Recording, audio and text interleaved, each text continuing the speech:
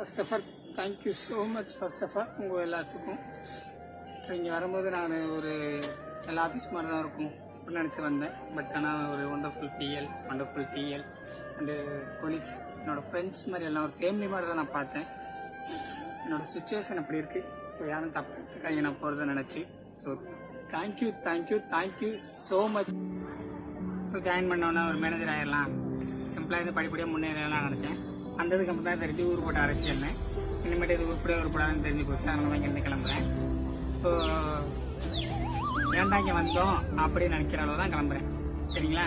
அதனால் இந்த ஆக்சுவலி அந்த ஒண்டர்ஃபுல் ஃப்ரெண்ட்ஸ் பூரா குடிக்கெடுத்தது. இது சொம்பு தூக்கி கொடுக்குறது, சரியா?